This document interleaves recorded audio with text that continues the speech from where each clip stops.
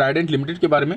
अब इसकी परफॉर्मेंस में देखेंगे तो एक अच्छी खासी रिकवरी देखने को मिल चुकी है जब से इसका प्रोडक्शन जो है वापस से चालू हुआ है। स्टॉक ने 40 रुपीज़ का रेजिस्टेंस भी क्रॉस किया। और स्नैपशॉट के अंदर प्री मार्केट चेक करेंगे तो इसके अंदर जो है आपको एक अच्छी खासी बाइंग नज़र आ रही है। मतलब 9,51,149 क्वांटिटीज़ जो है आपको बाइंग के लिए देखने को मिल रही है। और काफ़ी समय बाद जो है इतनी क्वांटिटीज़ देखने को मिलने लगी है, क्योंकि पहले भी जब मार्केट स्टॉक अपर सर्किट में क्लोज हो रहा था कुछ दिनों पहले, तब इसकी जो प्री मार्केट के अंदर जो है आपको 50,000 60,000 लास्ट 2 लाख तक की जो है क्वांटिटीज़ देखने को मिलती थी। बट यहाँ पर अगर आप देखोगे तो मार्केट क्लोजिंग तक जो है करीब 8.5 लाख था, ये अब 9.5 लाख हो गया। और ओपनिंग तक जो है आपको ये भी डाटा जो है आपको बढ़ता हुआ देखने को मिलेगा। सेलिंग प्रेशर जो बिल्कुल भी नहीं है, मतलब कल की जो ओपनिंग है आप पॉजिटिव ट्रेंड में या फिर थोड़ा सा ऊपर मान कर चल सकते हैं। और मार्केट पॉजिटिव रही तो स्टॉक के अंदर जो है अपर सर्किट के भी चांसेस नज़र आते हैं। तो सबसे पहले इस आर्टिकल की तरफ ध्यान देंगे तो कंपनी का जो परफॉर्मेंस है Q4 के बाद काफ़ी अच्छा खासा बढ़ा। और वाई ऑन वाई बेसिस पे अगर आप देखेंगे तो 145% की जंप देखने को मिली।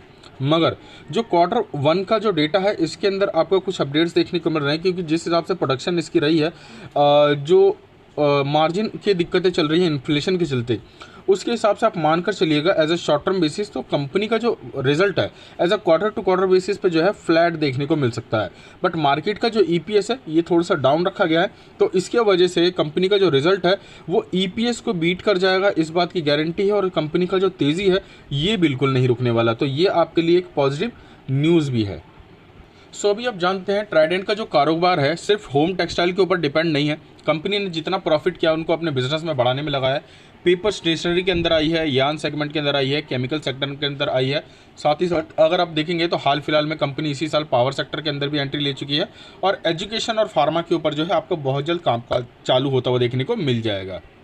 सो अभी आपके मन में डाउट होगा कि ये मैं पहले भी आपको बता चुका हूँ, तो ट्राइडेंट के बारे में अभी ये सब चीज़ें क्यों बता रहा हूँ, क्योंकि अगर आप एक आर्टिकल्स की तरफ ध्यान दो तो इंडिया का जो पेपर मार्केट साइज़ है ये आने वाले समय में चाहे ट्रेंड हो या फिर आईटीसी हो, जेके पेपर्स हो, ट्राइडेंट हो, इन सब का जो है ग्लोबल लेवल पे जो डिमांड है ये काफ़ी ज़्यादा बढ़ने वाला है। जैसे इंडिया जो है टेक्सटाइल के अंदर एक ग्लोबल प्लेयर बनने जा रही है, एक मार्केट लीडर बनने जा रही है, सेम जो है आपको ये पेपर सेगमेंट के अंदर भी जो है देखने को मिलेगा। मतलब इसका जो एक्सपोर्ट रेट है इसको जो है करीब करीब 87% जो है बढ़ाने का प्लान रखा गया है नेक्स्ट 2 इयर्स के लिए। और नेक्स्ट 2026 तक के लिए जो प्लान रखा गया है कोविड की सिचुएशन रिकवर होने के बाद, तो इस कंपनी को अगर हम जो एक्सपोर्ट लेवल की बात करें तो 550% जो है बढ़ाने की बात रखी गई है गवर्नमेंट की तरफ से। मतलब ये प्लान है, एग्जीक्यूट हो जाता है तो ग्रोथ काफ़ी अच्छी खासी होगी। सिर्फ ट्राइडेंट के लिए स्पेशल नहीं है, मतलब जितने भी ट्रेंड हो गया, आईटीसी हो गया, इससे पेपर सेगमेंट के अंदर जो भी कामकाज करती हैं ये सब इंडस्ट्रीज जो है आपको ऊपर जाती हुई देखने को मिलेंगी। सो ट्राइडेंट के ऊपर जो है काफ़ी सारे पॉजिटिव अपडेट्स भी हैं। ग्लोबल मार्केट से जो है काफ़ी बड़ी खबरें देखने को मिल रही हैं, जिसके चलते इसके बिजनेस में खासकर यूरोप में और अमेरिका में जो बिजनेस डाउन हुआ था इन्फ्लेशन के चलते, ये वापस से रिकवर करने जा रहा है। और ऑस्ट्रेलिया का जो बिजनेस है ये आपको वापस से चालू होता हुआ देखने को मिल रहा है, जिसको डिले कर दिया गया था। फिलहाल अगर आप यहाँ पर देखो तो ये कंपनी जो है 15 से ज़्यादा जो है ग्लोबल प्रेजेंस के अंदर ऑफिस के साथ जो है कामकाज करती है। और इनकी सर्विसेज या फिर प्लांट्स एंड स्टोर की बात करें तो 25 से ज़्यादा है। और ओवरऑल अगर आप इसके कस्टमर बेस की बात करें तो ये कंपनी जो है 150 से ज़्यादा कंट्रीज़ के अंदर कामकाज करती है विथ 6 कॉन्टिनेंट्स। अब इसको बारे में अगर आप देखोगे तो इसके अंदर सबसे ज़्यादा बिजनेस अमेरिका में और साथ ही साथ और यूरोप में इसका बिजनेस जाता है बाथ लाइन से रिलेटेड। ठीक है, बाथ लाइन हो गया एंड बेड लाइन हो गया। तो इसकी जो डिमांड है अभी अगर आप देखोगे तो सिर्फ एक दिन पहले ही आर्टिकल देखने को मिला है कि एक्सपोर्ट का जो डिमांड है यहाँ से करीब करीब जो है 75 से लेकर 83% तक की जो है जंप देखने को मिल सकती है 2022 ख़त्म होने से पहले। सो इससे जो है ट्राइडेंट ग्रुप को काफ़ी बड़ा जो है फ़ायदा मिलने वाला है, क्योंकि इस कंपनी का बिजनेस और कस्टमर बेस जो है ग्लोबल मार्केट में अगर आप देखोगे तो मतलब 150 से ज़्यादा कंट्रीज़ के साथ ये बिज़नेस करती है। और अमेरिका और सिर्फ यूरोप के साथ ही इसका बिज़नेस चालू हो जाए तो कम से कम भी आप मानकर चलें कि 70+ कंट्रीज़ के साथ जो है इसका बिज़नेस ऐसे ही चालू होता हुआ देखने को मिल जाएगा। फिलहाल अगर आप इस आर्टिकल की तरफ ध्यान देंगे तो टॉल मार्केट शेयर जो है, इंडस्ट्री साइज़ है, ट्रेंड हो गया, फॉरकास्ट हो गया, इन सब का अगर आप 2030 तक का वैल्यूएशन देखेंगे तो ये आपको जो है एटलीस्ट सिर्फ 2030 तक जो है 1000 टाइम्स जो है 1000% जो है आपको बढ़ता हुआ देखने को मिलेगा। मतलब आराम से जो है इसकी ग्रोथ 10 गुना तक जाती हुई देखने को मिलेगी। और इसमें सिर्फ ट्राइडेंट का स्पेशल नाम नहीं है, अब ट्राइडेंट के साथ जो है एक नेक्स्ट ट्रेंड भी शामिल है, वेल्पसम इंडिया शामिल है और भी जो है कुछ कंपनी शामिल है। लेकिन ट्राइडेंट का इसके अंदर सबसे पहले नाम इसलिए आता है क्योंकि ये एक मार्केट लीडर कंपनी है। टेक्सटाइल के साथ साथ जो इस कंपनी ने अपना बिजनेस यार्न के अंदर और बाथलाइन के अंदर जो है काफ़ी अच्छे खासे लेवल पे ग्रो कर लिया है।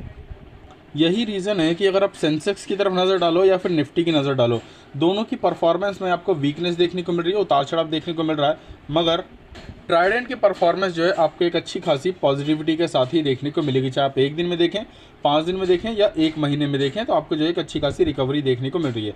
सो पहले भी आपको यही कहा था कि सेल करने की गलती नहीं करना, इसको जो है मात्र 32 रुपीज़ के स्टॉप लॉस के साथ होल्ड कीजिए। अभी तो फिलहाल 40 के ऊपर चला गया है, तो वापस से इसके अंदर रिस्क कम हो गया है। इस बार अगर आप देखोगे तो इसने 36 का भी जो है स्टॉप लॉस हिट नहीं किया। ठीक है, अगर आपको मतलब रिस्क लॉन्ग टर्म के लिए होल्ड करना है तो मात्र 32 रुपये का स्टॉप लॉस लगाइए या 31.50 का स्टॉप लॉस लगाइए और कम से कम 5 से 10 साल के लिए भूल जाइए। अदरवाइज मेरे हिसाब से स्टॉक के अंदर कुछ दिन उतार चढ़ाव देखने को मिल सकते हैं जब तक कि Q1 का रिजल्ट नहीं आ जाता, लेकिन एंड ऑफ द एंड अगर आप इसकी मूवमेंट देखेंगे तो ये एक बहुत बड़े मल्टीबैगर के रूप में ही देखने को मिलेगी। फिलहाल ट्राइडेंट ग्रुप ने जो एक ऑफिशियल नोटिस जारी किया है, इसके अंदर जो है आपको एक न्यूज़पेपर पब्लिकेशन देखने को मिलेगी, जिसके अंदर इन्होंने अपने बिजनेस डेटा और साथ ही साथ जो है इनके फ्यूचर ग्रोथ और जो इनका डिविडेंड मिलने वाला है और Q1 के आंकड़े रिलीज़ होने वाले हैं उसके ऊपर जो है अपडेट दे दिया है। सो एग्जैक्टली डेट की बात करें तो आपको जो है 9 तारीख को वेट करना है। ठीक है, 9 तारीख के बाद आपको एग्जैक्टली पता चल जाएगा कि इसके अंदर जो है डिविडेंड कितना मिलेगा, क्योंकि देखो प्लान्स है और सिर्फ बात होती हुई देखने को मिल रही है 2 गुना डिविडेंड की, बट एग्जैक्टली जो है कभी कोई नहीं कह सकता और ऑफिशियली जो है इनकी कोई अनाउंसमेंट भी देखने को नहीं मिली है। बट इनका एक बयान देखने को मिला था कि कंपनी ने जो लास्ट फाइनल डिविडेंड नहीं दिया, इसको जो है इंटरिम डिविडेंड के साथ जो है जोड़कर दे सकती है। ठीक है, तो इसके ऊपर जो है सिर्फ अभी जो है न्यूज़ है, ऑफिशियल अपडेट नहीं है, तो आपको बस वेट करना है अभी मात्र जो है 9 अगस्त का। ठीक है, 9 अगस्त को अगर आप देखेंगे तो यहाँ पर 2 चीज़ें होने वाली हैं मेन। सबसे पहले जो आपको फाइनेंशियल रिजल्ट दिया जाएगा और उसके बाद जो है आपको 9 अगस्त को ही इस कंपनी के जो है Q1 के बाद डिविडेंड अनाउंस किए जाएंगे, क्योंकि कंपनी के प्रॉफिट के ऊपर डिपेंड करता है कि कंपनी कितना बार डिविडेंड दे सकती है।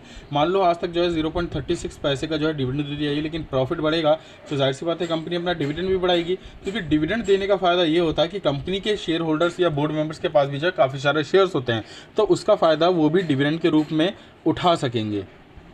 बाकी जो एग्जैक्टली रिकॉर्ड डेट की बात करें तो आपको 19 अगस्त जो है इस कंपनी का इंटरिम डिविडेंड का जो है रिकॉर्ड डेट देखने को मिल जाता है और 18 अगस्त जो है आपको इसका एक्स डेट। तो आपको खरीदारी करनी है तो डेफिनेटली अभी से खरीद के चलें, क्योंकि उस डेट तक जो है शेयर की वैल्यू बढ़ जाएगी और एटलीस्ट मेरे हिसाब से जो है स्टॉक का वैल्यू एटलीस्ट 50 रुपये या इसको भी क्रॉस कर सकता है।